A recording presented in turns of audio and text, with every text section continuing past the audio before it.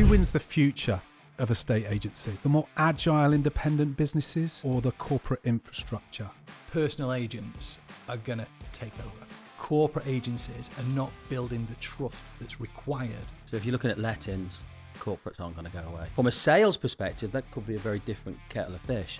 One A player beats 3 B players. But business itself is dead simple. Get your customers coming through the door. Make sure that you look after them. Make sure you can make some money. Make sure there's a margin in there for you. Would I put my house on the market with you?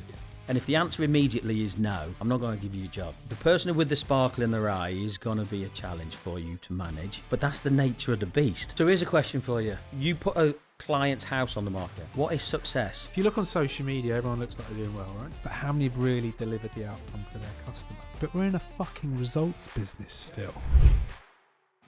Welcome to this episode of Estate Agent Showdown with Matt Giggs, the host, and 2 fabulous guests who have made their way to the salubrious area of Peterborough. We didn't take it into Peterborough, we're just on the outskirts today. We've got Dave Gibbons from Courtyard Homes, who's also a mentor and mindset coach and entrepreneur, let's call it that. And we've got Rob Smith, who's the MD, Managing Director of the Property Franchise Group.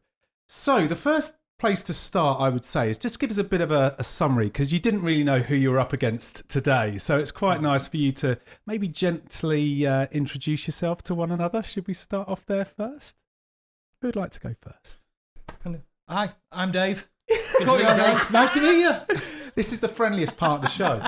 But yeah, go for it, Dave. Give us a summary of your backstory. Yeah, backstory is I kind of fell into estate agency in and around probably, 15 years ago. I bought it as an ongoing business and something that I could add to my portfolio, and grew within there, turned it round into something that I can be proud of. People seem to like the look of what we're doing, and I think that maybe the main reason that I've done so well is because I do things slightly differently to how I see estate agents doing things. So that's kind of where I'm at. I coach a lot of estate agencies and other businesses up and down the country for more profitability and to make sure that the stable business is going forward. So that's pretty much who I am, what I do in a nutshell, under 30 seconds. It's pretty good going. Over to you, Rob. No pressure. Beat that. So, yeah, I'm probably a seasoned old estate agent of 35 years, potentially very different. Worked in estate agency since I was 19, worked for corporate estate agents. Prudential, back in the day, Woolwich, Spicer Hart, Connell Sequence, and now managing director with Property Franchise Group. So I've seen a lot of different businesses in a lot of different locations, in a lot of different markets, in a lot of different regions. So yeah, different, but we're still estate agents in estate agency. Nice, love that. So let's open with this question: who wins the future of estate agency? The more agile independent businesses or the corporate infrastructure? Who would you say? Who would like to go first? If things stay the way they are, independence. If the corporates are to pivot what they're currently doing and change their processes, probably the corporates, because of data. That's my answer. Okay. That's interesting. What about yourself, Rob? I think it depends on what part of estate agency we're considering. Okay. So if you're looking at lettings, the corporates aren't going to go away. No. Because they've got the buying power to buy portfolios and keep them ticking over. To separate the two up. So if they separate the two up, then corporate estate agency has the capital to eat up a significant amount of portfolios. So they can acquire, their attrition can be poor, but they can make up for it by buying more lettings books. And therefore, in the lettings market, they're going to remain extremely strong because they've got the buying power. They can pay more than an independent estate agent potentially can pay. From a sales perspective, that could be a very different kettle of fish because the agility in sales is less. It's not advocated in corporate estate agency. Yeah, it's a bit more of a everybody do it like this because we know it works, and therefore keep doing that because it's an easy way to train. So sales, I think, will be a challenge for the corporates without a shadow of a doubt because of the way the world changes with nurturing data, with collecting data, with how you deal with people, with are you in the office, are you out of the office, all that sort of stuff that is the agility, I'm assuming. Yeah. I think corporates will struggle with or could struggle with, whereas independents can have that flexibility. Yeah. But in lettings and financial services, they are going to be here for a long time because they can. If you look at that recent that kind of panorama, it's all about financial services, isn't it? That episode that talked about the conditional selling aspect. I think almost feels like the estate agency part's a loss leader to the bigger companies. And like you say, the lettings powerhouses and the amount that they can pay for these lettings books. I mean, I was at Countrywide back in, I was there for 16 years in total and I left in 2012. And they were on buying sprees back then of lettings books, and that doesn't seem to have changed. But the value's gone up of those particular books. So with independence, Dave, you mentioned independence. Yeah. Tell us a little bit more about what your thoughts are there and why the future really is going to belong to the independent. I think it's not just independent. I think it goes further than that, and it's personal agents. I truly believe that personal agents are, in today's world, are going to take over. I think the corporates' messaging that they send out there isn't customer focused necessarily. I see corporates, and this is purely my own point of view, I see corporates are designed as businesses to make money. And I believe independents, certainly with the mindset we have, are all about making the customer journey as frictionless as possible, as beneficial and as profitable as possible. And the money comes secondary to that. I think with the marketing and the way to grab attention nowadays, corporate agencies are not building the trust that's required versus what a great independent agent can do, assuming they can get on video. So do you think they're just kind of hung up on the model from the past and that is basically too hard to shift? What do you both think on that?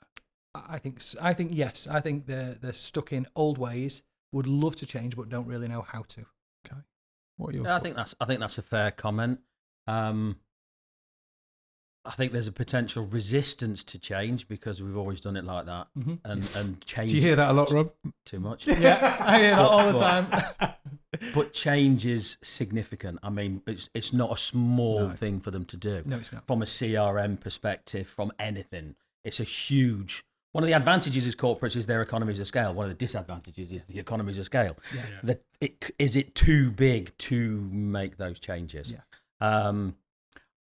From a personal agent perspective, again, I understand where you're coming from, but it's a horse for a course.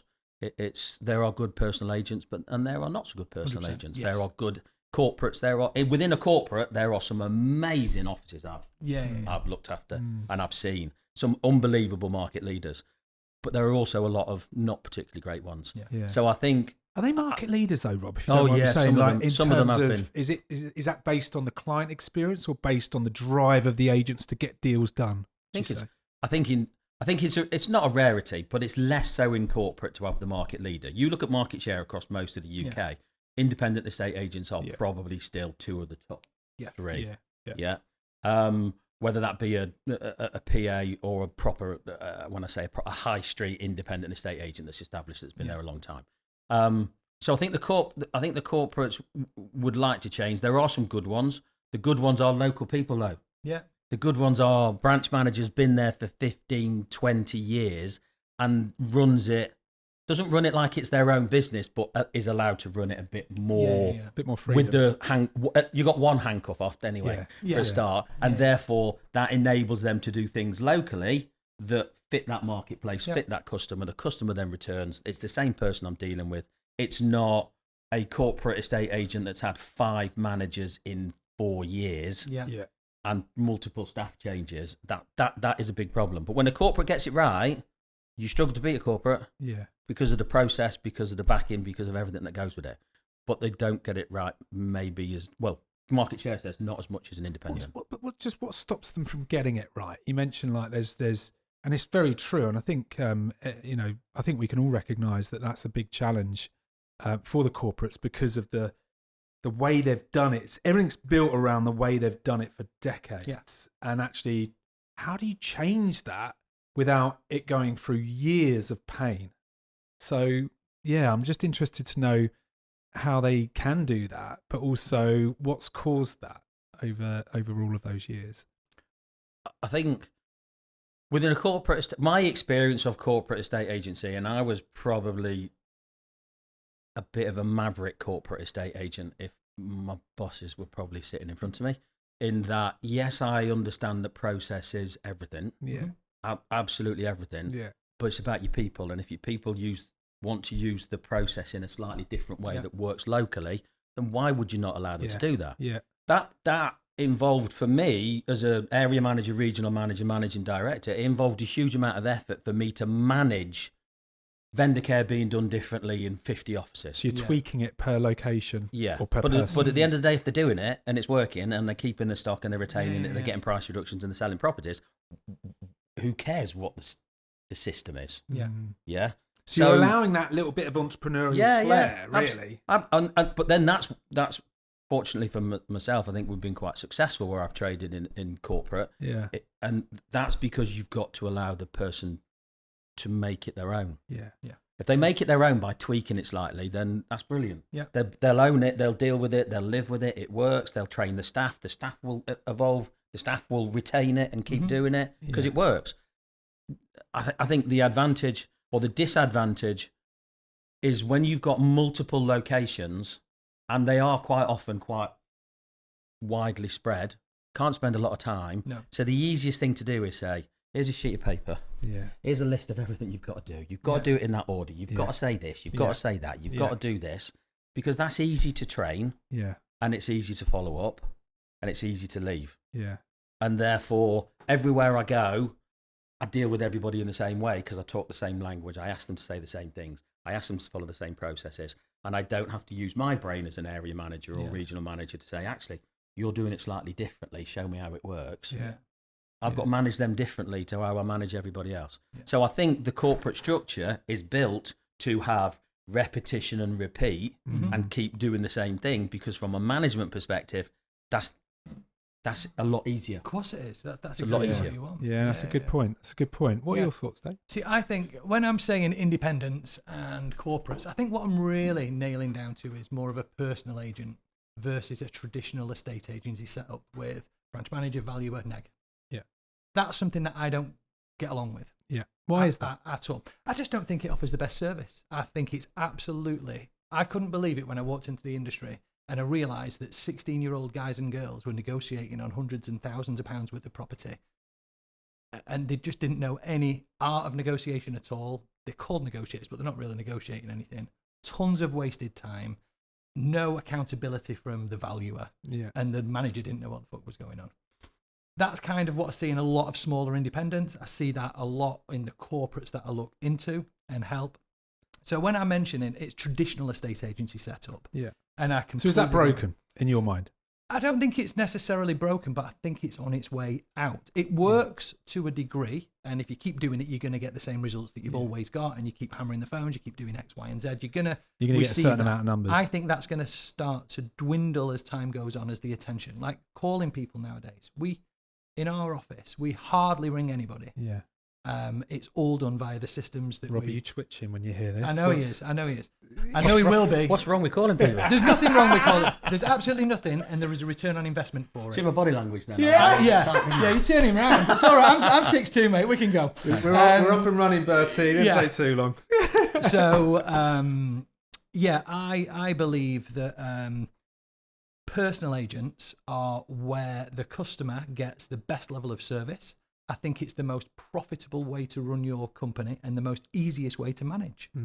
And we let so I can. Are they commission only? Are these commission only personal agents, or you're talking employed plus commission? Okay. So we only have one. Yeah. We only have one. This is I'm not out here to say that we run hundreds of them up and down the country. It's a system that I implemented in mine. It works. I've replicated it when mentoring other companies. And it's worked for them as well. And it's just my take on what I see. So is it like the sort of cradle to grave, as they call it? 100%. Okay. So they've got to list, they've got to do the socials, the videos, they've got to do their own prospecting and list the properties, handle the customer journey all the way to the end. They have help with an assistant that can help with day-to-day running of little bits and bobs. You could call them an egg, but they don't negotiate. They're not there It's to left get to the the person viewings. that understands the It's clients. left to the person that understands the client's wants, desires, and needs. They then we have a sales progressor, which we outsource, but the manager's still in charge of that scenario. Yeah. And I want somebody to hold the hand from start to finish, and not just anyone to hold your hand. I want somebody who knows what they're doing, knows how to speak to people, and knows how to get this deal done. And if you find those people, and they're not easy to find, and you do have to have a lot of training involved, but once you do, targets are simple. Yeah. My targets are dead simple. Yeah. You've got to get 6 listings every single month, and that's the minimum requirement. Yeah. That's all I look at. Yeah. Yeah. I know if it's priced right and marketed right, I don't need to worry about anything else. Yeah. Because we will get the offers within the next 4 to 6 weeks. Yeah. But if it's not, then there's problems. So what was I going just through your ask a quick mind question? there? What I'm a bit confused about is cradle to grave, personal agent, best service to the customer. Yes. Yet the most important and most challenging part of estate agency is getting it to exchange the contracts, and you're giving it to an outsource. No, they're still overheading it. So all we do is we have an outsourced company that we use who have been doing it solely forever. What I like to do when I get businesses is, rather than me sending one of my members of the team out to do photographs, they're not photographers. Yeah. And I look at things in £500 an hour, £50 an hour roles. And if this isn't within your role, don't do it. So my guys don't take the photographs. We employ somebody in to do it. I'm also going to get a progressor. Now, I understand there's tons of progressors up and down the country. A lot of them have got a bad rap. Some of them are not that great, but there are some really good ones. Yeah, and again, agreed. it comes down to finding somebody who knows how to do that job miles better than you do, and they do it all day, every day. So it's about narrowing the jobs down, actually, taking things away from them that they're not the best at, but allowing them to keep hold of that client's hand all the way through. Does that answer that, Rob? Does that, Yes and no. Go on, then. I totally understand the point of the main point of contact. I think you're saying is the personal agent. Correct. But if they're not very good at that, let's give it to somebody else. And if they're not very good at that, let's give it to somebody else. Not But necessarily. that person can still oversee it. Is I think the language. Mm. Yeah, which I understand Are in because charge we of do. it. Are in charge of it. So very different when you're looking at and 6 instructions a month. When you look at volume's a different. Is a different world. So, but we utilised volume in a similar way in that we had people specialise at what they're very good at in volume. Yeah. So if you're very good in volume, you just list. Yeah. Because that's your job. Because you're dealing with you've got to put. So you're the expert in that area. But you're the sales progressor, for want of a better phrase. Yeah. So we used to, in our volume locations, we'd have a very similar approach in that we would have we'd look at it as a factory conveyor belt. Yeah. You're great at putting wheels on. I'm good at spraying them. Yeah. You can put the windscreen in. The fastest way to get a good car from A to B is that. Yeah. So we would break down the roles in estate agency and give them to specific people. Yep. The challenge comes, I think, it's easier in a volume operation because you can specialise. Yeah. And you can have a sales progressor. Yeah. That you can have your own sales course you progressor. can. Yeah. And then you are cradle to grave in the whole experience. Yeah. The challenge, which is a difficult one to overcome, is on a smaller location where you've maybe only got 3 people in a branch. Is specialising then is more difficult, so you have to be a bit more of a jack of all trades. You've got to be able to do more because there's less of you. I can't rely on somebody else putting them on. I've got to put them on. Yeah. I can't rely on somebody else selling them. I've got to sell them. Yeah. So the challenge in a lot of estate agents, I think, is based on the volume that they go through. Yeah. And how they then can either break that down to specialise in it and give a better customer journey, or have a lower volume but have people who are better at doing more. Which is a challenge in itself, and I think you mentioned they're difficult to come by, and different conversation for a different day. Recruitment, retention, bringing people into the business, it is a real challenge to find that person who is totally committed and wants to make it work. Let's dig a bit deeper into that. Yeah. Because I think there's not enough. I don't want to say next generation. Is This generation. Yeah, this generation. We've missed 3 generations. It feels I like tell we've, you. it feels like we've missed a few. We have missed a lot. But I'm wondering that, I had previous guests, I think it was Mark Lawrenson, and Mike from Avocado. Now, Mike's take was we want 5 years or plus experience to come into his model. Mark's approach to that was, where are you bringing people into the industry? But is it getting harder to find people to come and work in the industry from a starting point? From a start, my experience, because I'm a slightly unusual case in property franchise group. Yes, you've got a mix, haven't you? That I've got, we actually physically own 9 branches as well. Yeah. So I look after 9. I'm accountable for 9 physical owned plus offices, plus the franchise network. Yeah. And those owned offices are 5 in the Midlands, 5 in around Birmingham area, and then we've got Manchester, York, Harrogate, and Leeds. So recruitment, retention, training, development is daily occurrence for me to oversee and get involved in. Yeah. And is it difficult? Yeah, I think the challenge we're experiencing is minimum wage, national insurance. It's costing me. So I've got staff on 41.5 hour week. Yeah. That's the contracted 41.5 hour week. Yeah. I've got to pay somebody who's never picked a phone up in their life, never done anything at all in the estate agency. I've got to pay him 26,500 quid. Yeah. Plus national insurance and pension, 30 grand a year. Yeah. And keep my fingers crossed. Yeah. Obviously not, because we'll do a bit more background work to that.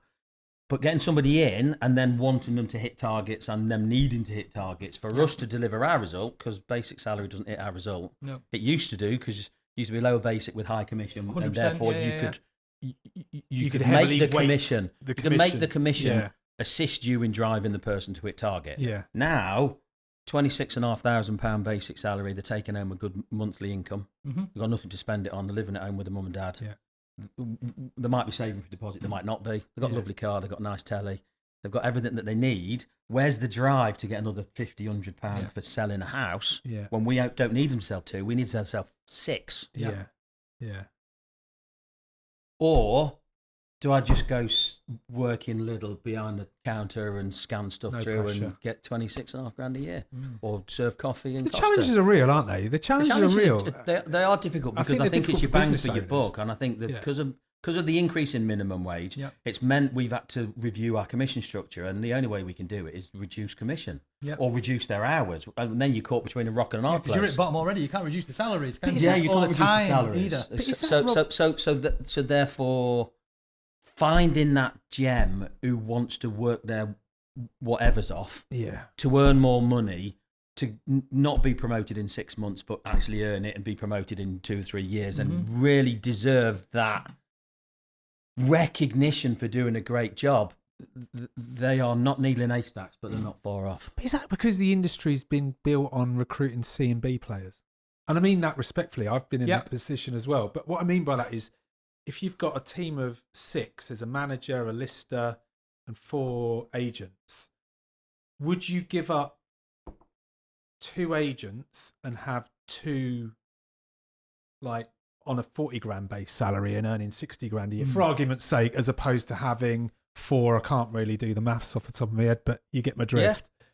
Is it because that the expectations of the next generation are they want to achieve things faster without going through the real journey of learning? And the people that we're probably looking to all attract are maybe semi-experienced, but maybe not getting the opportunities where they are. I don't know. And how do we find them? How do we attract them? Is it switching B's and C's for less A's? I don't know. Players. I personally think the salaries, salaries, we're in the same boat, I think. Yeah, of course. I mean, ultimately, if you want a salesperson that's going to be selling high value assets and making great commissions, there's tons of people out there that can do it, but they all want 100 grand a year. Yeah. That doesn't work at 1%. Yeah.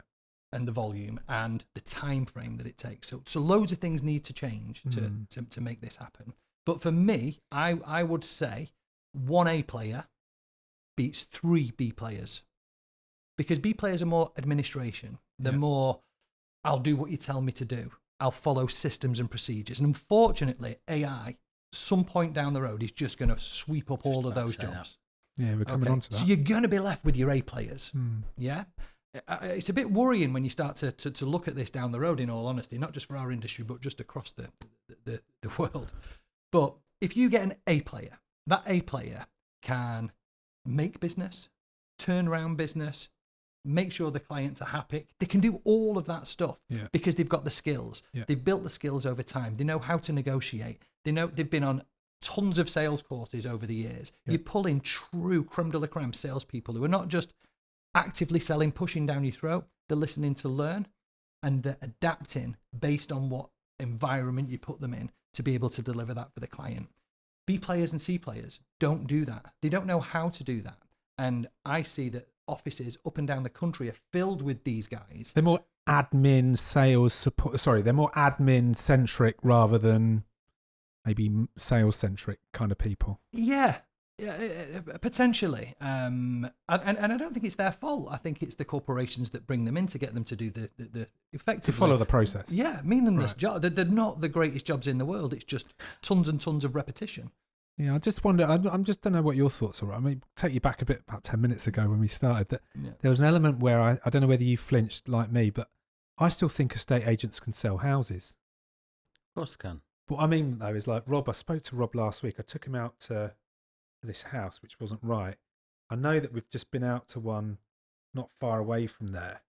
And I wonder if I can get them in to view that one. Yeah. Mm-hmm. By knowing the customer. Yeah. And I think with the only challenge I find with the personal agents stuff, this is, again, not saying you're wrong or you're wrong or you're right.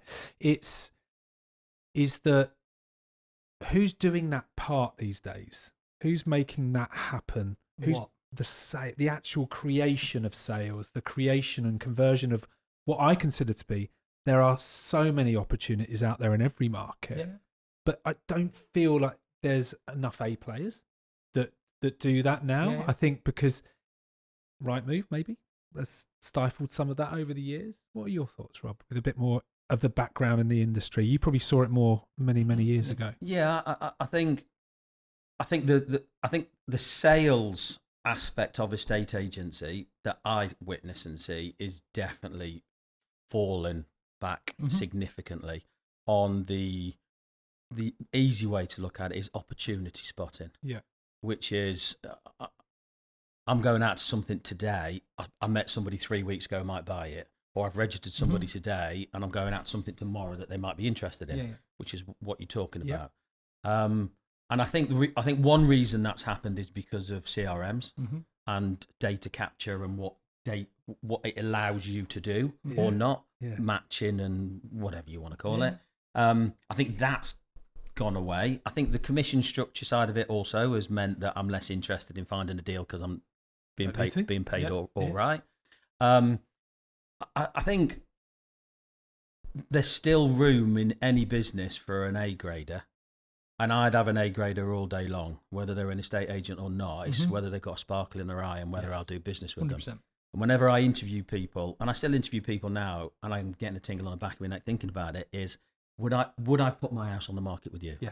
And if the answer immediately is no, I'm not going to give you a job. No. I'm not going to give you a job. I'm not going to. By the way, do that. Guys, think about that as a thought process, because I think that's a really important point. And I think sometimes we hire for people to do a job, Yes. but not the right one. No. As in, I'm a client. Would you, even without experience, you can answer that question, can't you? Yeah. I think Straight so. away. Yeah. So from we used to break the roles down, but we still had multitasking people who would do both. And I think the challenge, and I think it's awkward for employers in any different level, is the person with the sparkle in their eye is going to be a challenge for you to manage. Yeah. And they are going to be difficult. Yeah. But that's the nature of the beast. Yes. That's what makes them that person. Yeah. I know I was a pain in the backside to my bosses, Yeah. but I've delivered them a result. And hopefully they'd all say that. But I'm awkward. I'm difficult. I need to know. I need to ask questions. And these people are difficult to come by because there's less of. I genuinely think there are less of them, and they're more difficult to find. But when you find them, and this is what we say to a lot of our franchisees who are independent and run their own businesses, pay for them. Yes. Please pay for them.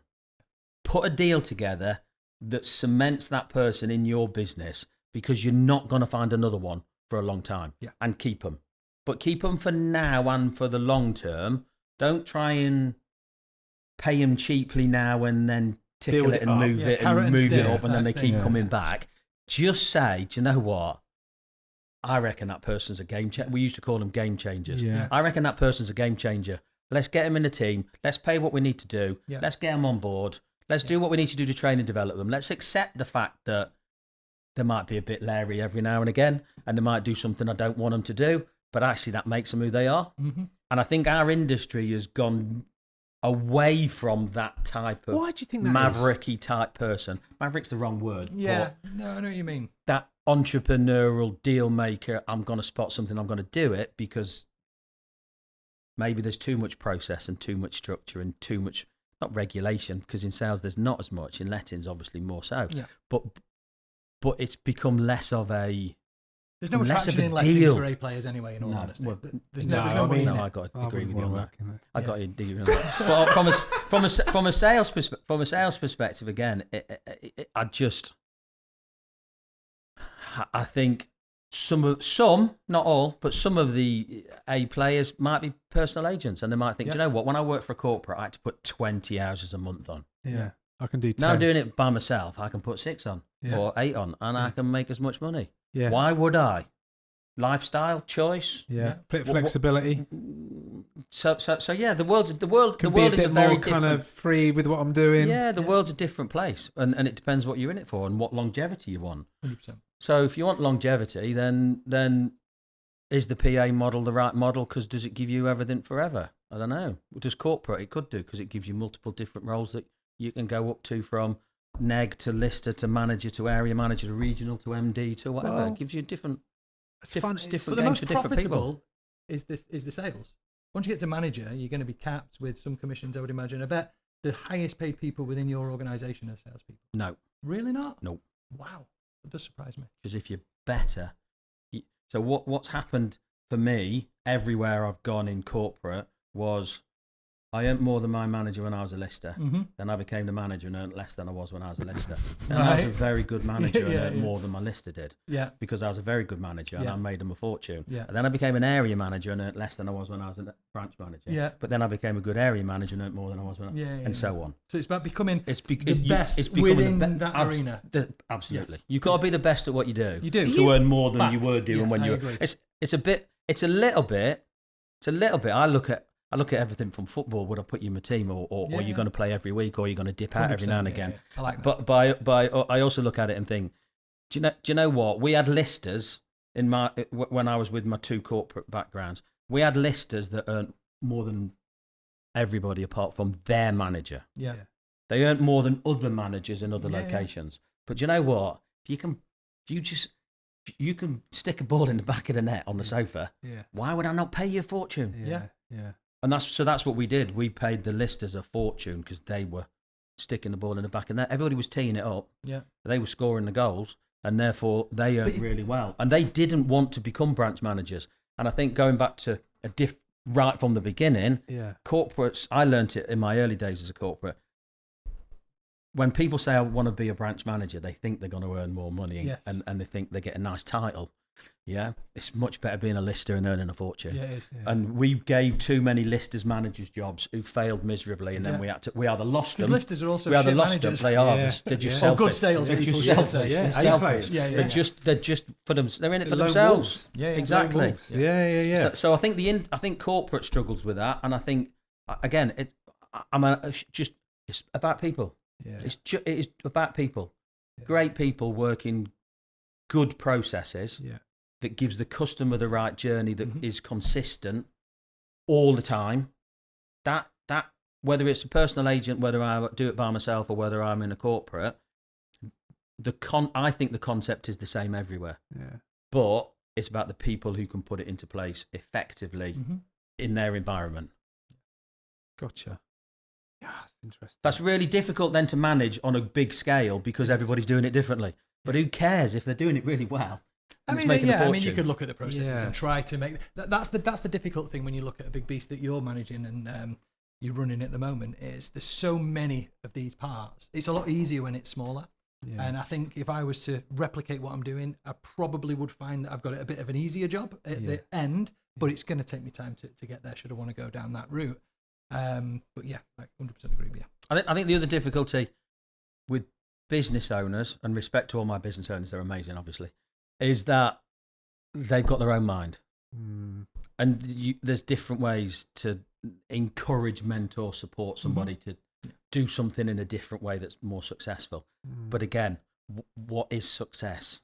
I might be an independent estate agent that puts 10 houses on the market, and I give myself a decent standard of living. I look after my family. My work-life balance is fine. I might view myself as successful. Yeah, sure. Why would we then walk in through the door and say, you need to put 15 on? Why aren't you doing more?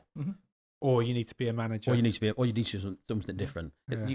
It's working with the individual, understanding what they're in it for. But first seek to understand, as the saying goes. Yes, Covey, wasn't it? Stephen Covey. But I that model of, which was always a thing in estate agents, Dave. I mean, certainly you said, was it 15 years ago you bought? No, how long ago? It was about 15 years ago I bought it. I didn't do anything with it for 10 years. Yes, you left it, didn't you? I Yeah. left it, yeah. I just sat on it. For And me, it's been the last 5 it gave years us building work for a building firm. It helped us with securing more houses for a portfolio. It was a lost leader, in all honesty. And then just around COVID time, my branch manager said that she was leaving and moving to Devon. Do you remember? That's it. Yeah. Yeah, I remember you telling me. So I was like, shit, what am I going to do now? I'm going to have to do that. I don't want to be an estate agent. It's the worst job in the world for me. But I did it. And when I did it, I was like, this is a bit crap. So yeah, probably, I've owned it for about 15 years, paid attention to it for about 5. Well, the reason I was kind of getting onto this is that over the years, Robin, you'll remember this perhaps more than yourself, Dave, that you used to attract people in the industry to go up the ladder. Yeah.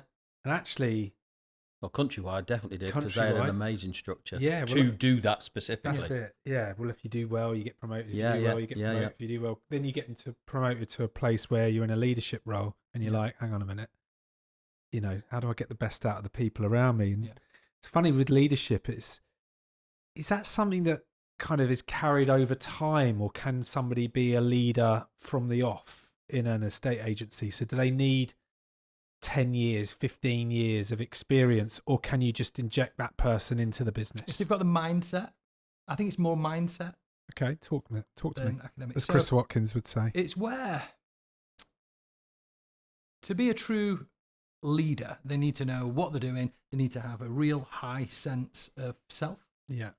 So the reason I say it is, and a lot of people who are in the jobs, and when we're talking before about the C-suite players moving up, one of the reasons they're there is that a lot of them don't have the confidence. I think you need the confidence to be a leader. You don't need to be big and brash and shout, but you need to have the confidence to go forward. A lot of that time it can come from experience, but I think it's more mindset, because the fundamentals of it are not that difficult. You've got to follow procedures, and you've got to be able to encourage people to do this and follow you along that journey.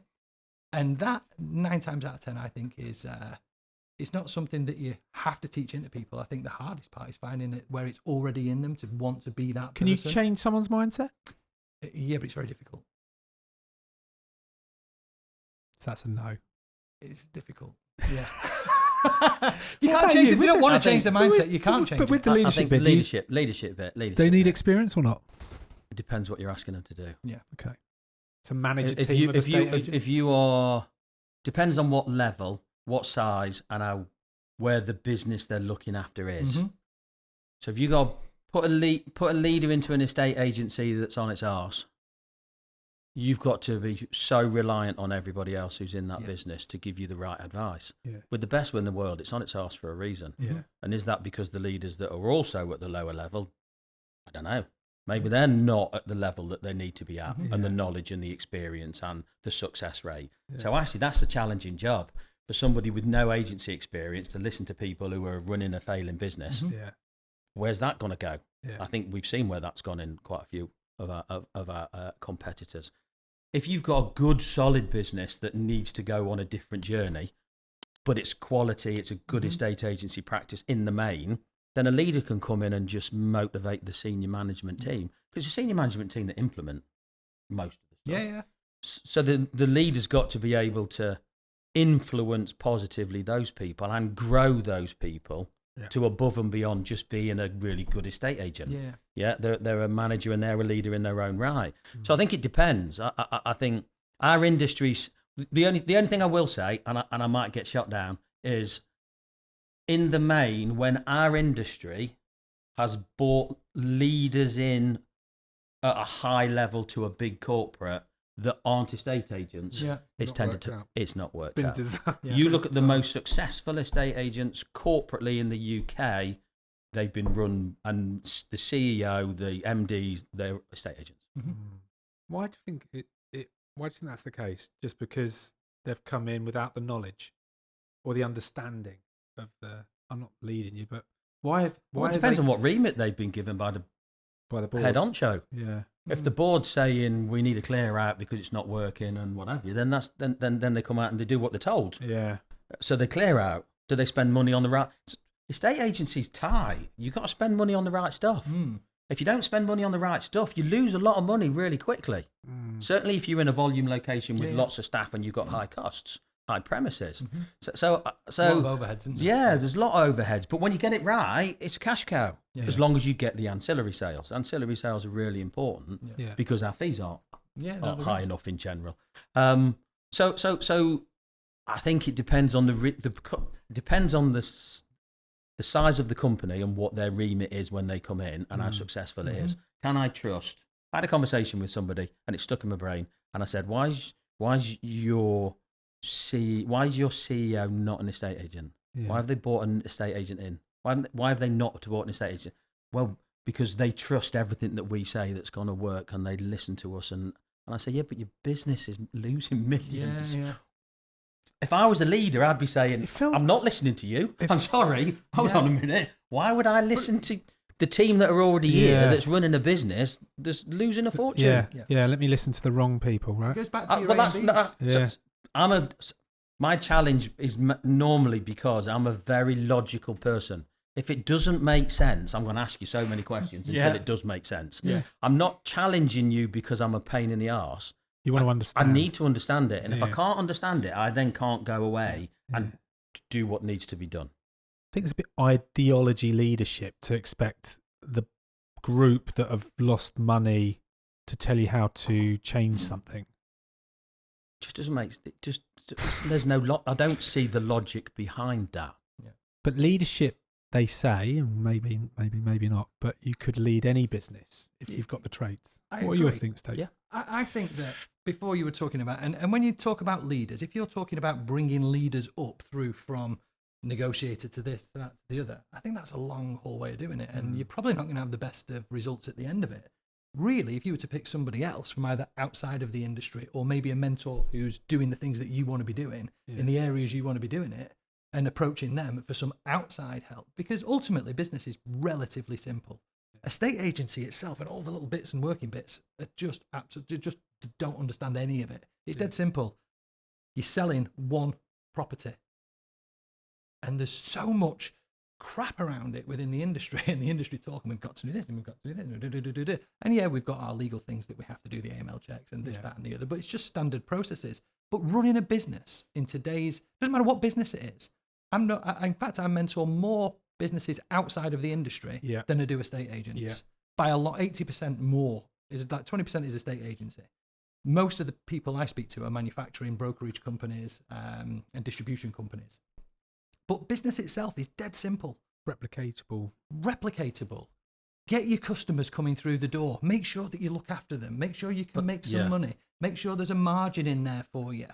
You know, how is your advertising going? Are you selling a product-based business? Are you selling a service-based business? Product is on price.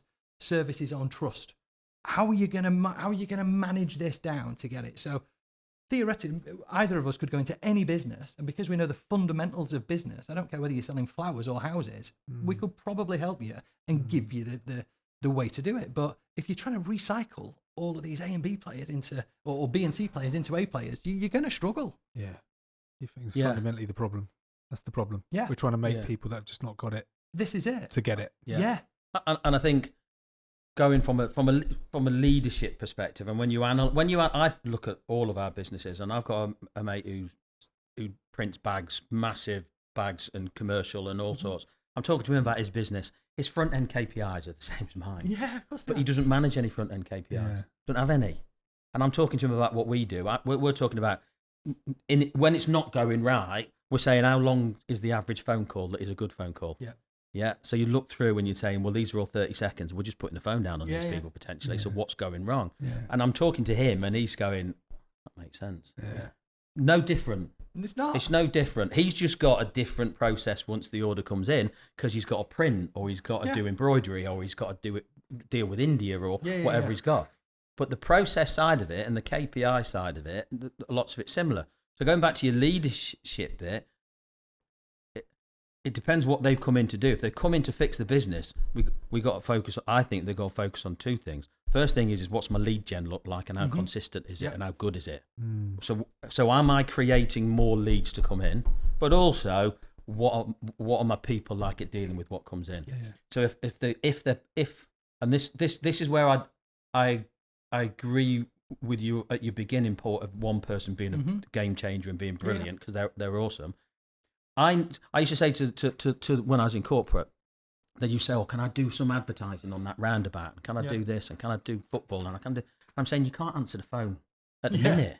Yeah. You're not answering the phone quick enough. Look at these missed calls. Why am I going to put more leads into the top of the funnel when they're all coming out? Yeah. So to me, the leadership is where's it breaking? Is my generation front end right? And if it's not, who's going to fix that? Yeah. Because I don't know, marketing, data, whatever. Yeah. Also, the leader should be able to look at the business and say, once that's come in, what are my people doing with it?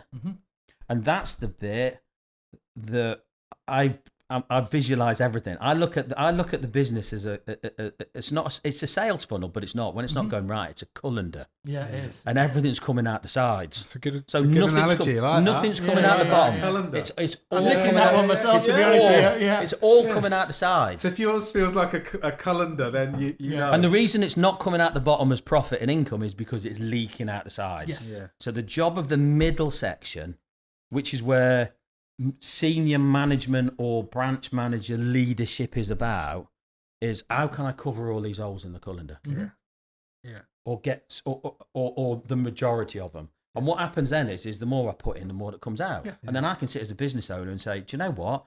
I know when you put this much in, I get that much out, and it's right because my holes are full. Yeah. Now let's put Now more we can leads in the increase. top of the No, I sales completely funnel. agree. Now I can spend more cash, chuck more in. The management, to me, the management of that business then is to ensure these holes are still covered. Because our business, any business, when you get salespeople who get really good at what they do, they start cutting corners and stopping doing what was right. And somebody in the business needs to say, you've stopped saying that, or you've stopped doing that. And we've stopped calling our vendors every week.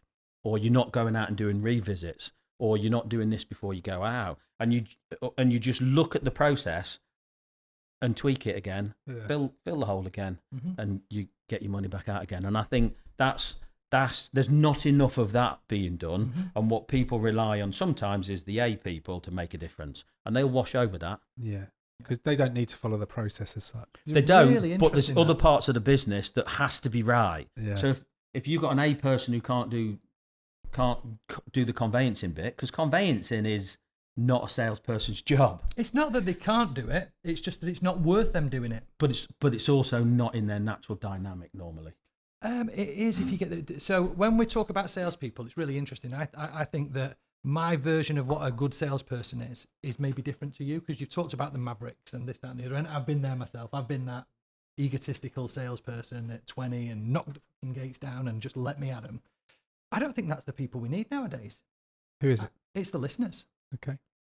A really good salesman, Communicator. listens more than they speak. Yeah. They listen to understand.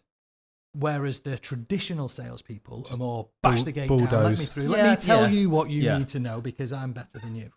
Yeah. I don't think that works so those. much anymore. Exactly. Yeah, they we're not cause after you those. nothing Yeah. but problems. Yeah. But You've got when- to have some communication and ability to listen and talk to a customer. Yeah. Because the customer that's the whole point. First, Switch to off. understand, I said, Yeah. you've got to understand the customer first. But you've got to have that entrepreneurial ability to turn it into something. 100%. And so therefore... Progression is admin though, right? Yeah. I think progression is admin. So why would a salesperson do that? As long as they're on top of it. That's what I'm saying. I'm agreeing. Yeah. I wouldn't have my salesperson deal with that job because it's admin. But it's also, to be fair, it's also a longer-winded way to get to where you want to get to, because the customer needs to be far more involved in the decision-making process, and you've got to bring them along. Yeah. You can't just turn around and say, I think you ought to do this, I think you ought to do whatever. Not that you do that instantly all the time, but I think the sales progression side is a bit more problem-solving. It's a bit more time. It's a bit more understanding and a bit more empathetic. Yeah, you've got to feel for the customer a bit more because of what it means to them in this journey. Yeah. That isn't necessarily the natural trait for a salesperson. Nope. But you can have it. Yeah. You can pretend to have it. Yeah. Yeah. but you bit can't more energy. So you got to switch. You got to switch it on and switch it off. Yeah. Tell me, coming away from the leadership piece there, which I think there was a lot of gold in there for people listening, and that's definitely around what are you in to lead? What are the areas of focus that you need to address? And certainly those two areas of, how many businesses have you gone in today maybe speaking to who want more leads, but the leads that they've got aren't being looked after, and vice versa. So I think there's some absolute gold in there. I feel like the world's moved, it's certainly in recent years, maybe pre-COVID, post-COVID, to a bit more, it's about reassuring people and, space and kind of helping and, a bit nurturing, which is lovely, but we're in a fucking results business still, right? So you can have all of that. I mean, you can have a therapist, they're great listeners, but they're not going to necessarily close pay deals, bills, are they? They're not going to pay the bills. So is it results or reassurance? If I was to ask you a quick fire question, which one would be the approach to get the best out of your business today? Is it about managing the result or managing through reassurance? Okay. I believe in delivering true expectations from the off front so that I don't need to manage as much in the middle. Okay. So it's dead simple. You do this, we're going to get along like a house on fire. And is that the 6? That's the number. The number. Yeah, I pick a number. And the outcome. Depending on the outcome that I want to achieve. Yeah. And the outcome is based on lots of other data. Yeah. So it's based on my conversion rate. It's based on my average fee. It's based on a lot of different things. Do that. You'll be just It's dandy. dead easy. So ours, we're about 2.12% over the last 12 months as a fee. Our average fee is about 5,400 quid. So if I say, look, you get 4 on and I give you, just for argument's sake, 50% as a self-employed or whatever else it is, based on those numbers, you could piss 100 grand a year. Yeah. Like easy, without doing that much. So it's there for you. But if you don't do it, then you can't work it no more. Yeah. Like that's it. I don't want to manage you. I don't want to do this. I'll give you all of the tools that you need. But do you think those conversations have disappeared? Yes. And what I mean by that is because everyone's fucking scared of saying something that might upset someone, when actually if you're in sales, you are here to get a result. And I mean that in the nicest possible way. It's the job. How you get there, you can get mentorship, training, coaching. But guys, if you're running a business and your salespeople aren't managed on their performance, is that suicide? What's the point in being there? Yeah, but do you think? Do you get where I'm coming from? This is why my system works. There's no point in you being there. Do you see my point though? Yeah. Do you think everyone's kind of trying to do on LinkedIn? I want to look like this kind of business. I want to make sure, the fake days I call them, where everything looks great from the outside, but when you go in, it's actually a fucking shit show. People don't want to be there. But actually, we're in a results business. Customers pay you generally on the result of getting them to their outcome. Yeah. So we need to have people that are going to get people to their outcome. So should we be treading carefully around results, or do we need to give more reassurance? I wouldn't tread carefully around results, because fundamentally, if they're not there, your business is going to shut. Yep. So I've made this mistake, by the way. That's what I'm talking about. I've made it myself in the past. But again, the world's it's not about what you do, it's about how you do it. Mm-hmm. Yeah. And therefore, I get your expectations. We used to talk to the valuers in the first place about setting the customer's expectations straight on valuation for a start, and what we are going to do and what we're not going to do. Yeah. What we're not going to do as much as what we are going to do. Yeah. And so managing people, I think the challenge is more HR and fear of, I can't say this, I can't say that, I can't do this. If I do this, am I being fair? Are they going to throw a sickie? Are they not going to come in tomorrow? I ain't got a member of staff. Are they going to then complain about me and lodge a grievance? And then we've got to follow this process because somebody's not happy. And the HR process has got, I mean, gone to the car park chats that you used to be able to have. Yeah. That done properly actually work because they're Yeah. fair on the individual Well, you as just well. take them out and say, "Do you want to do it or not?" Exactly. You know, they're not- I'll give you the weekend to think about I it. know, you Don't doesn't do look that like nowadays, it. though, You can't. unfortunately. But, so I do think it's the HR management and the fear. You can still listen. You can still be honest with people. Yes. I There's think nothing that's stopping all you it from being is. honest. But It's people how are honest. yeah, but How are you people are- being honest People is are worried key. about being honest. They're worried about saying to somebody, "Do you know what? I don't really think this is for you. Yeah. I've looked at your performance. I've listened to you on the phone. We've done all this with you. You're not doing X, Y, and Z. Do you know what? Where's this going?" Yeah. Now that's a different conversation, but everybody has to put it in this box that says, "Oh well, I've done this, and they were represented, and they did this, and I sent a letter to them first." And I think there's a fear of that, which is why results then become less of a dynamic KPI, whereas back in the day, it was all about. I mean, it was too far sometimes. But it was all about deliver that. Yeah, it was harsh, wasn't it? It was hard. It was overly harsh because there wasn't you get your skin in the game. Though, don't you? You absolutely, learn it. absolutely. But training and development and coach. I look at it. I look at it as if I'm comfortable, I've given you enough training, coaching, and development. Yeah. If I'm comfortable, I've done that. I've done everything I possibly can do. Now it's up to you. If you can't do it, I'm going to have to do my job. This is my now. part of the deal. This is what I'm going to give you. This is what you've got to give, and that's the result we're looking for. Yeah. And surely So my results. job. And surely you results. don't do that as a business owner. It's my job now to do something about that. Yeah. And if I've done everything I can do on coaching, development, mentoring, showing, if I've done everything I possibly can do with that, there's only one solution, and that is I've got to do that other part of my job, which is I've got to find somebody else to do your job for you. So if you went into your business, so Rob goes into Dave's business and said, "Give me one word to describe Dave's leadership style," what do you think they would say to Rob? What would they tell Rob? What would my leadership style? Yeah. Probably lets us crack on with it. Try and make sure he doesn't come in the office as often as possible, because when he does, he's a fucking whirlwind. And he likes to break things and look around for things that are broken so that you can pick at them. What would that be as a word? Annoying. I don't know. No, I would think. I mean, you'd have to ask them. I would like to think that they would say that I'm a good mentor. I'm a good leader. I like to show them. I try to push them towards education down the channels that I think will benefit them.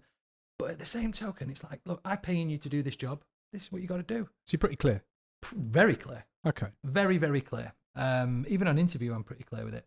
And what about if Dave worked with your team for a day and asked them, how would they describe? There's lots of clarity. Lots of clarity. It is what it is. Mm-hmm. I'm very black and white, as you've probably seen this morning. So it is what it is. Yeah. And I'm not difficult to get on with. Unless Do you know, I think the bit that don't I've wanna- kind of got so far from today, and I think this is something, again, because this is all about giving the audience something to think about, which they can relate to, which they can implement. Yeah. I think because leaders, business owners especially, are wearing so many hats, and they're trying to not upset people, they're trying to encourage people, trying to reassure people, that they're backing away from being really clear. Yeah. And I think you shouldn't, guys. And I've made that mistake. Dave mentioned that he has. I'm sure Rob probably has over the years as well. So you learn by making a mistake. Exactly. Innit? That makes you clear, doesn't Yeah, it? it does. I mean, apart from a guy I spoke to last week whose business in estate agency gives its profits to charity, mine doesn't. No. And I don't think yours do either. Some. But no, it's there for me. And I think the bit that people need to remember is that you are here to get the result for your customer. Yes. So if you're going to get the result for your customer, you have to be results orientated. Then you build your plan. I mean, most football teams, if you use an analogy about football, don't go out to lose, do they? No. They go out to fucking win. Yeah. How are we going to win? That's the plan. What are the things that we need to train, practice on to win? And I think that's a mentality we need more of. I think it's gone the other way, like the elastic band is stretched. So here's a question for you. Go for it. So, are you a successful? So you put a client's house on the market. What is success? Is it giving them a good service, or is it selling their house for them? It's selling the house. Completing it, yeah. It's getting them moved. Not irrelevant, but part of the service, it's selling the house for them. Yeah. Mm-hmm. Because I think there is a little bit within the industry of I've given them a good customer service, but actually, going back to your point, the result is I think you've given them a shit service because you haven't sold their house. So actually, you haven't delivered. You have given a bad service to that customer. You might have been cuddly and fluffy along the way, but actually, you've given them a bad service. You haven't sold their house. You haven't sold it. We're going to get onto a bit about social media in a minute, and because I think it's a really important thing. If you look on social media, everyone looks like they're doing well, right? And there's a lot of people, they've listed loads of houses, they've got some nice reviews, but how many have really delivered the outcome for their customer? And I think for me, social media is an important part because it's free, and it's a good tool to use for building personal brand, which I know you're kind of touching towards with. I'm assuming the personal agent side of things. Yeah, 100%. Yeah. In your businesses, should we say, Rob, are people encouraged to build a personal brand, or is it more company brand? And it's them. It's them. They're their own limited company. Mm-hmm. Yeah. It's their business. Yeah. They might have a franchise, but it's they them. might have a 5-year franchise, but then rarely are they in it for a 5-year period. Mm-hmm. They're in it for a longer period of time. So they're in it to list and sell somebody's house now, deal with the buyer who buys the house, because I want to sell you. I want to resell this for you in 5 years' time, 8 years' time. Mm-hmm. That's you. Yeah. The brand assists, but realistically, this is you. This is your business. Yes. And you're the business owner, so you should be networking. You should be visible. You should be. I say should, if that's what you deem as success. If you deem yourself as successful without doing this, why would I force you to do it? Because that's not what you want to do. But being the face of the business, whether it's you or whether it's your red hot valuer or best negotiator or whoever it is, somebody somewhere has to personalize your business. Yes. I think, I agree. Because that's where a customer we're selling the customer's biggest asset they've got. Mm-hmm. Yeah. So we've got to be a bit more personable. Yeah. And therefore, somebody somewhere has to say, we used to do it in some of the other businesses I looked after, where we used to spend a lot of money locally sponsoring events, but we didn't sponsor events. We marketed their events, and we didn't just give them a check. We marketed their event for them, did leaflets and put banners up and also and attended and what have you. That person became. You ought to go and put your house on the market with them. Yes. But it was the name. Yeah. So I could name somebody. We had an amazing manager who was called Annette, and people used to put their house on the market with Annette. Yes. She happened to work for this company, but it was Annette that they put their house on the market with. 100%. Yeah. So that to me is where the best estate agents get to, because everybody still knows what the brand is. Yeah. And the brand assists. Yeah. But we're a people business. Kirsty Frank says, company brand attracts, personal brand converts. That's what she said. Yeah.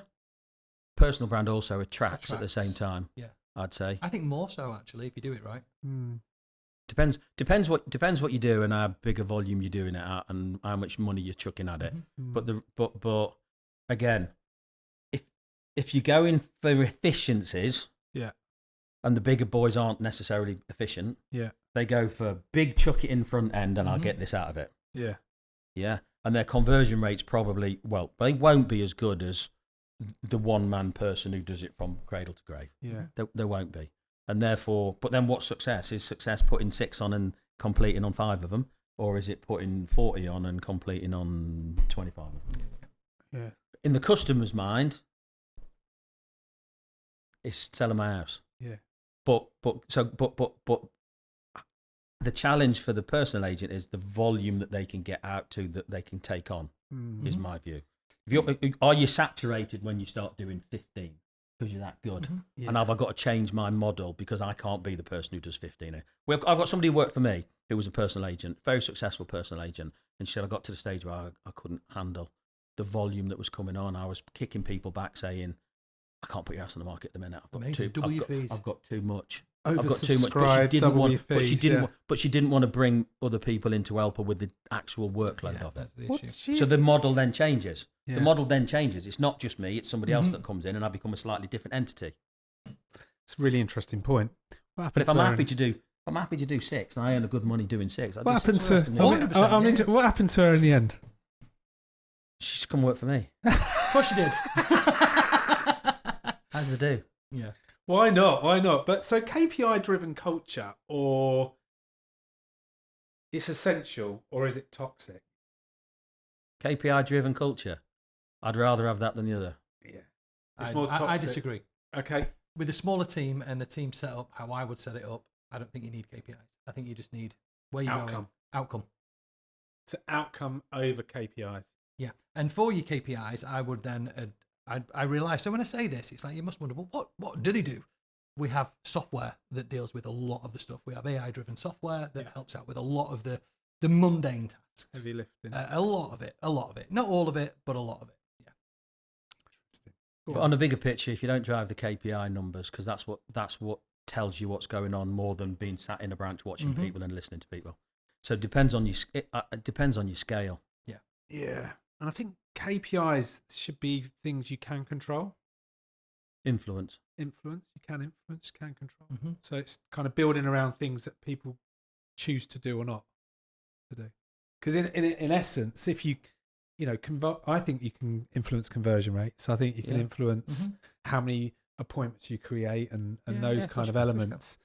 So yeah, it's interesting. What about Rightmove? Because we've had a few guests like kind of digging in. We talked about AI. We touched on it earlier, and I'm interested. You said worried about AI in the future. I'm not worried. I'm worried for the. Do you think for AI? People. Yeah. I'm worried. Like, there's a lot Who of are you worried A, B, and C for? players. A lot of the workers in the UK businesses up and down the country that are doing administrative tasks, which is the bulk of it. A lot of your C's. Yeah.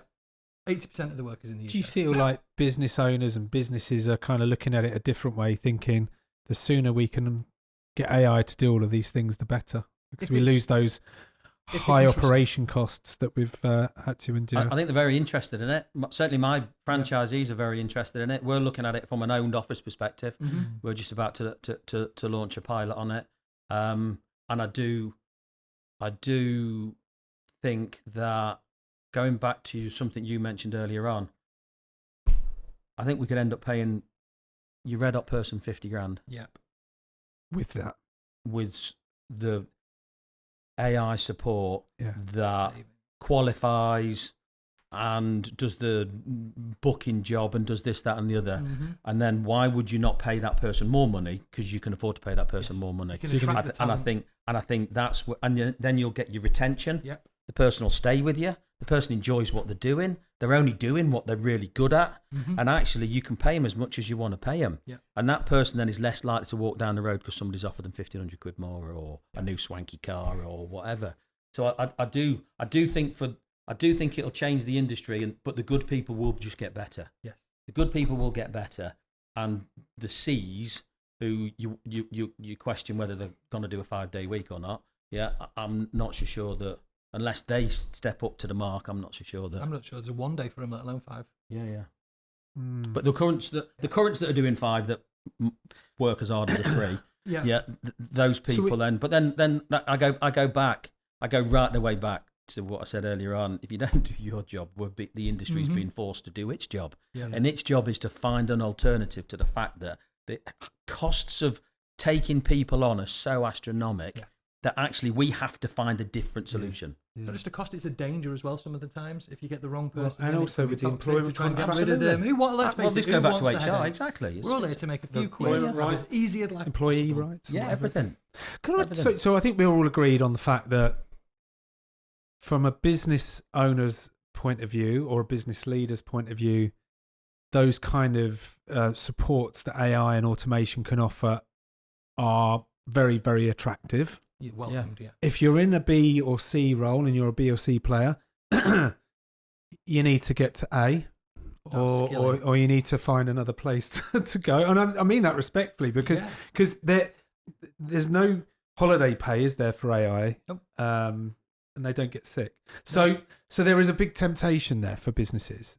And because the government, let's be honest, have made it so difficult to run businesses and build those costs into a shrinking economy, it's proved to be really challenging. So it is forcing people to go down this route as well, which feels a bit weird at the same time when they're trying to decipher that they support working people. Long-winded recruitment and CV hunting and interview process. Well, we've had AI now. We've been implementing it for the last 2 to 3 years. I can honestly say that the AI costs us in and around 17, 18 grand a year, but it saves me 60 in staff. Yeah. So with AI, let's go on to Rightmove, our friends at Rightmove. Just a question, really. I mean, I haven't personally heard much because they've got, I think, like the corporate estate agency, the infrastructure's been built for a time that was perhaps yesterday, maybe. I shouldn't have too much of an opinion as the host, but that is it. Is the Rightmove functionality and its conditioned way for people to search and use it, how's it going to work with AI now being, if you look, people are using ChatGPT a lot more, they're certainly using these search functions a lot more. Is AI going to overtake Rightmove, yes or no? For searching property? I think it could, but it depends on the customer. Depends on whether the customer uses that functionality or whether the customer goes to the website directly. So that's part of whether it will work or not. They can't not do something. Well, they will. They can't not do something with AI that will protect their interests. So depends on what they do. I think to a degree. Customer searches are definitely. We're seeing franchisees or business owners. We're seeing business owners selling property through social media before it goes to Rightmove, which is great. Now that's small scale, but that's only going to grow. Yeah, that's only going to grow. What do you think, Dave? I think right now, if you're going head to head with it, I think Rightmove will be fine. In all honesty, they're going to change something. They've got all the data in the world. They have. Assuming they can pull somebody in that knows what to do with those ingredients, and all of that data, there is. I find they'd be going downhill with wind behind them. Yeah, I can't see any other way. Does the search can AI give you the searches and give you maybe some better searches? Currently, yeah, but it's not going to be that hard for them to put some AI into that. Not being funny, they could boost their searches of their links or whatever a lot quicker than everybody else. I'm not sure whether it's. I think Rightmove are going to be around for a long, long time. Do you think that ChatGPT or AI, the language model, whatever it is going to level out the competition rather than individualize it? So in other words, if you're an estate agent in a town, are you becoming one of many, or is it going to be really an opportunity for you to differentiate yourself? Right. It's really an opportunity for you to differentiate yourself. And this is where the marketing comes in. I actually think estate agency nowadays is 50% marketing. Yeah. I really, really do. How you get found. I mean, just think, how is ChatGPT actually finding this data? It's finding relevant information that you're putting on. Now, you go through estate agents' websites, I bet you could pick 100 estate agency websites, and I bet 90 of them haven't done any updates in the last 2 years, apart from the property section, which Carousel. is linked to their CRM. But any of the information, anything else, what are they putting out on socials? What are they doing on blog? They're just not doing it. Yeah. So if they're not doing it, then they're going to get lost very, very quickly in this market coming.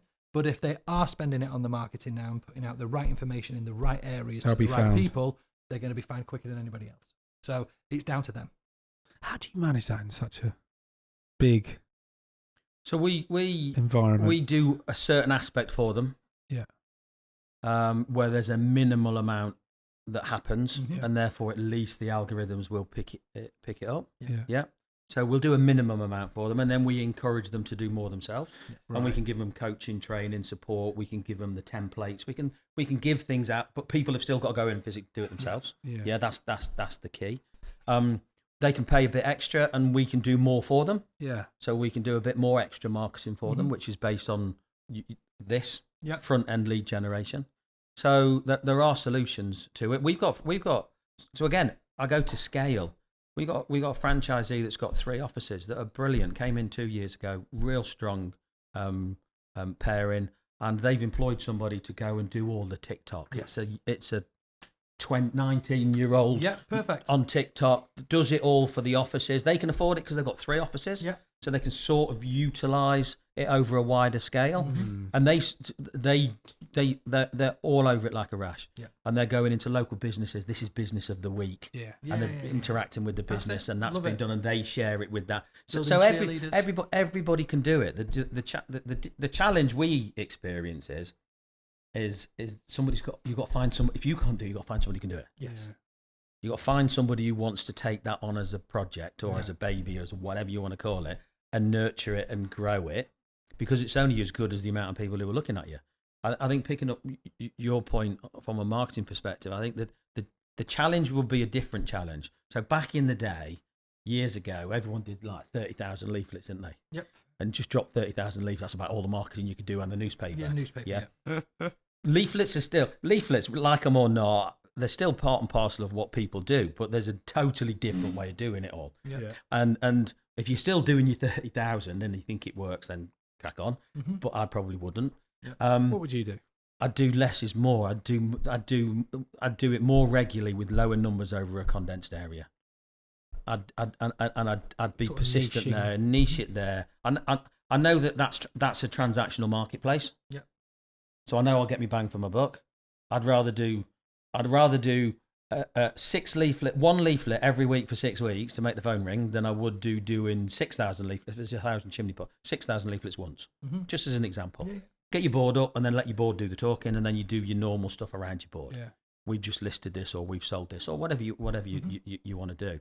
So there's a place for everything. I think the challenge in marketing is going to be, where do I spend my money so that I get found? Yeah. So if AI is going to be this big entity that finds you in this big world above us, where am I going to spend my money and on what to make sure I'm found? Yeah. And if you don't spend any money and you don't put time in it, you're not going to get found as often as the person who's down the road.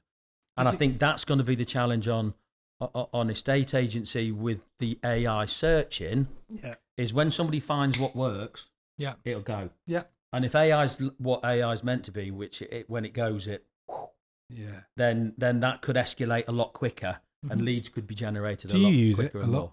How often do you? We use AI. You personally? Do I personally use? No, I'm far too old for that. No, you're not. You're in your 20s, surely. I don't use AI. I don't use social media either. No, I did think I was trying to find you here and there, and I thought, well, that's a waste of time. Social media, don't do. Well, at least I didn't get you on for your following. Exactly. And all that kind of I've stuff. got a following. So no.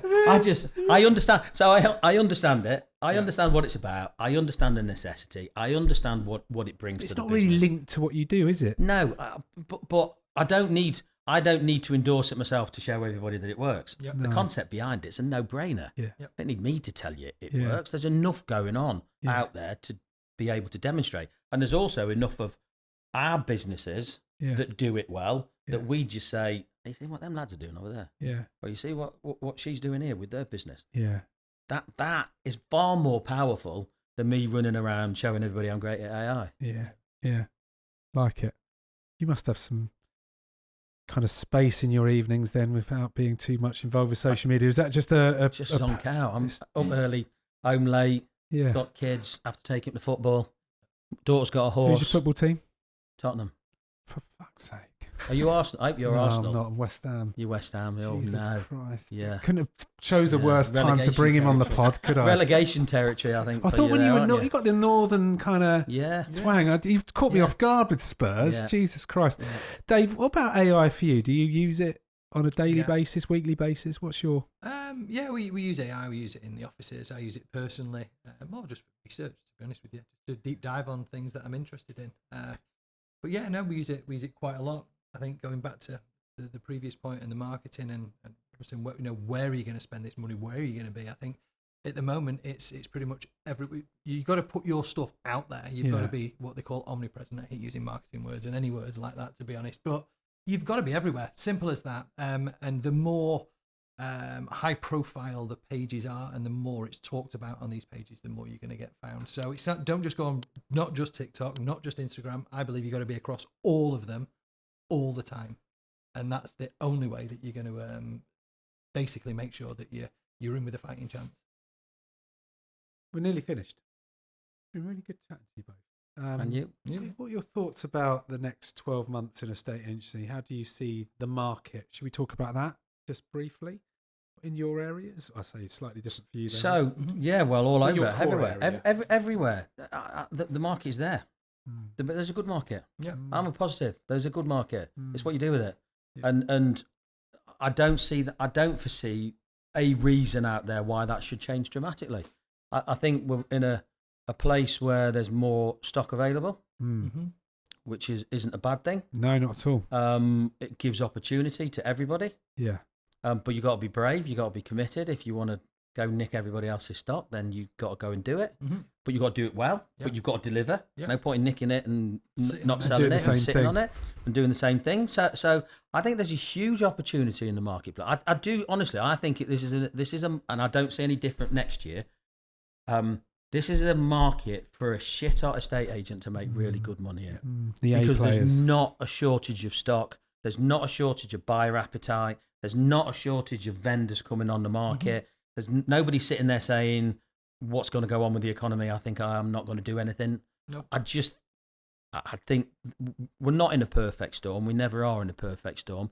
But if you want to go out and get the market, do it, because you'll succeed. If you don't, sit and moan all day that you're not running a decent business. Yep. Dave? I agree. I do see some challenges and changes that I've noticed slowly creeping in over the last couple of years. One example is I used to love refurbs. Now, not really interested in them. Nobody wants them. Builders don't want to buy them. And Because there's no money margin. to there's no flipping it. margin in them. Tax. And home buyers don't Yeah. want to buy them because they don't have the cash to do them up. Yeah.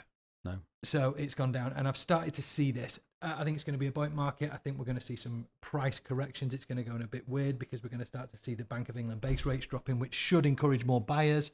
But I actually think we're not going to see a lot of growth in property prices in the next couple of years. But again, for opportunity for agents and salespeople, it's definitely there.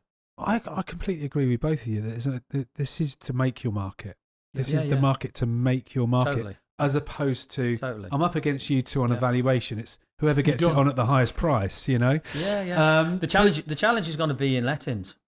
Is it? Because of Challenge the would be in- regulations. because of the Regulations. regulation, because of the renters' rights, and the uncertainty for people, and rents obviously are pretty maxed out Yeah.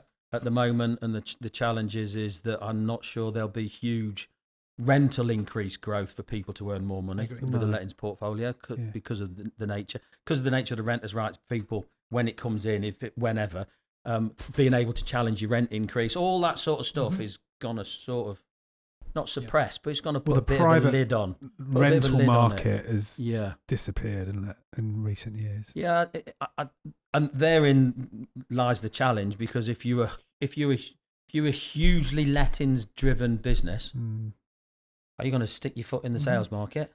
I think you should, because it's there. Yeah. Yeah. But likewise, if you are a successful sales agent, then that ability to grow or acquire a lettings book that gives you guaranteed sleep at night because you know your income's coming in, that's really important as well. So I do think that whilst there's less challenges in the sales market, there might be more in the lettings market, but it's good to have both. Yeah, I agree.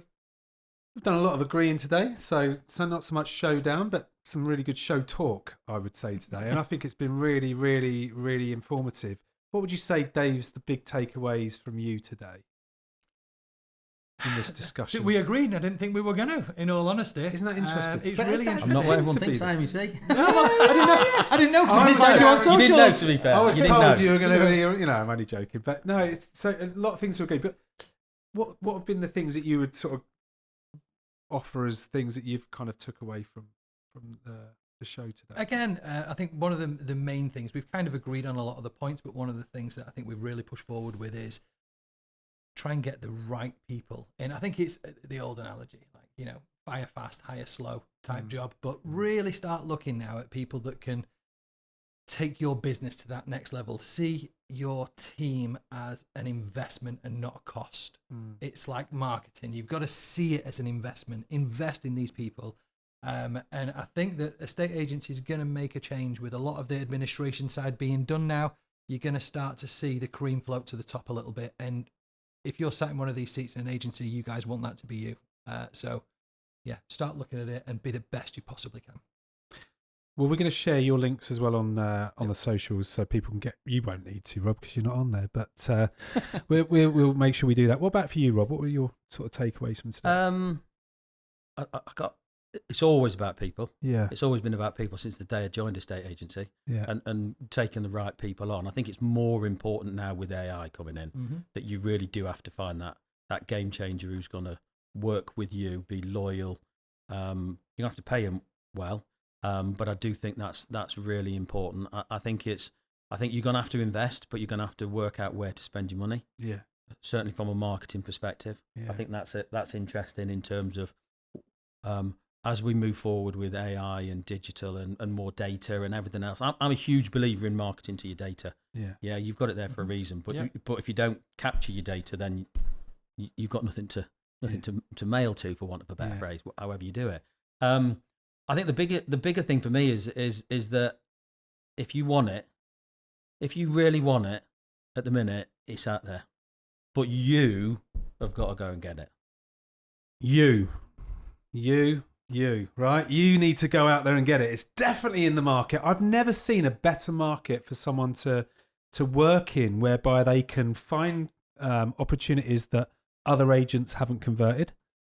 They can create opportunities and help people to close that gap from selling to buying. Because I always talk about the gap, the old kind of, well, if I don't get this, I'm not moving. Well, what about if you get that at this? Yeah. So I genuinely think you have to just have that right mindset, which is what Dave talked about. So we've got loads of gold for you to take away from today's show. So make sure you like and you subscribe, you download, and you keep me informed with the kind of guests that you want to be seeing on the show. So that's enough from today's episode of Estate Agent Showdown. Thank you for watching. Thanks, guys, for joining me. I'll see you on the next one.